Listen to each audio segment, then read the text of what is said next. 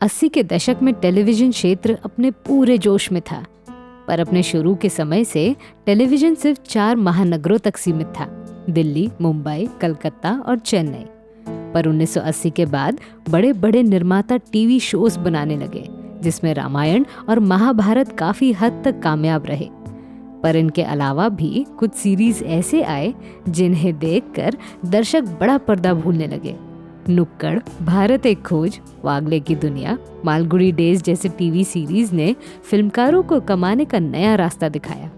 पर इसके अलावा एक और खास चीज़ ये हुई, जिन कलाकारों को बड़े पर्दे पर ज़्यादा मौका मिला नहीं, उन्होंने इस छोटे पर्दे पर अभिनय का जौहर दिखाया। पर ऐसे कलाकार भी थे जो दोनों क्षेत्र में हिट रहे। ऐसे कलाकारों में विजेंद्र घाटगे, आलोकनाथ और कंवलजीत सिंह का नाम आता है। मैं हूं आपकी अनामिका और स्वागत है आपका अपने चैनल में, जिसे कहते हैं biography and real life story. आज हम कंवलजीत सिंह के बारे में ऐसी खास बातें बताने वाले हैं जिन्हें आप नहीं जानते। डरते दिल खाली सदा दे, तुझको पता क्या जाने वो क्या दे, जाने वो क्या दे। ऐ जाने आलम कासा है खाली, तेरे लिए तो हंसती मिटाली। कंवलजीत सिंह ऐसे कलाकार हैं जिन्हें भूल पाना नामुमकिन है। उनका जन्म आज के उत्तर प्रदेश के सहारनपुर में हुआ। वो तारीख थी 11 सितंबर 1951 और वो पंजाबी सिख परिवार से ताल्लुक़ रखते हैं। आपको जानकर हैरानी होगी, कंवलजीत को एक्टिंग में थोड़ी सी भी दिलचस्पी नहीं थी। प्राथमिक शिक्षा लेने के बाद वो एयरफोर्स में भर्ती होना चाहते थे।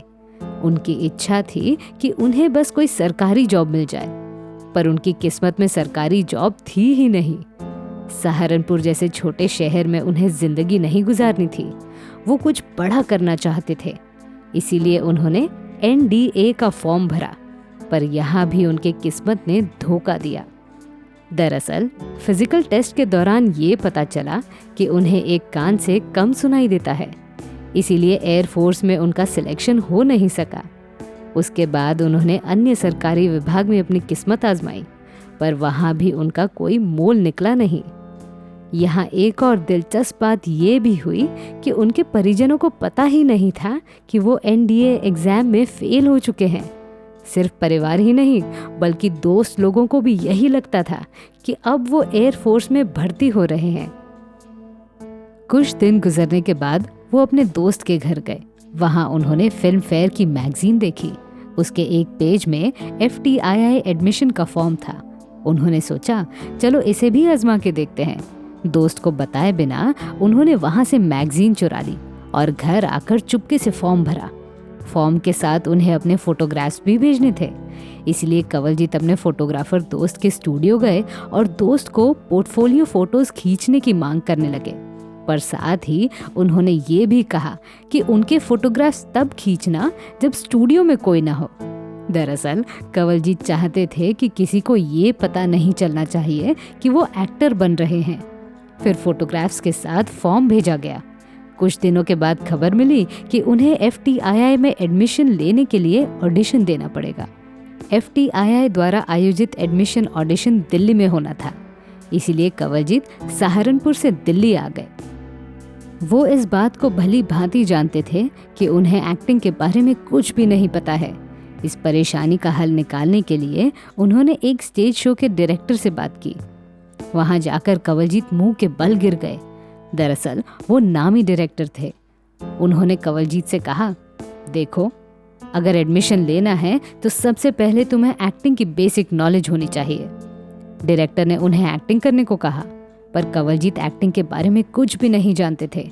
तुरंत ही वो देवानंद साहब और दिलीप कुमार साहब की नकल करने लगे।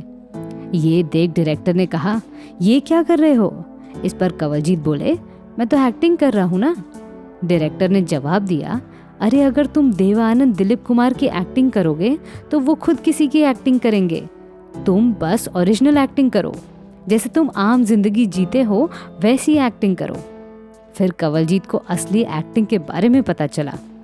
कुछ दिन बाद ऑडिशन हुआ और वो एडमिशन के लिए सिलेक्ट भी हो गए। इसके बाद कंवलजीत ने अपने परिवार को बताया कि वो हीरो बनने पुणे जा रहे हैं। घर वाले कंवलजीत के खिलाफ थे, पर फिर भी वो पुणे आए और एक्टिंग की बारीकियां सीखने लगे। उस दौर के बड़े बड़े स्टार एक्टर्स वहां आते थे। कुछ फिल्मकार वर्कशॉप के लिए आते थे तो कुछ नए चेहरे की खोज करने आते थे। एक दिन कमाल अमरोही साहब की बेटी रुखसार अमरोही FTII में आई। वो साल था 1973 का। उस दौरान कमाल साहब शंकर हुसैन नाम की फिल्म बना रहे थे। रुखसार ने कंवलजीत से मुलाकात की और वो सीधे गई अपने पिताजी के पास। रुखसार ने कमाल अमरोही से कहा कि उसे हुसैन इस किरदार के लिए एक्टर मिल गया। तो इस तरह कंवलजीत को अपनी पहली फिल्म शंकर हुसैन मिली। पर इस फिल्म को बनते बनते 3-4 साल गुजर गए।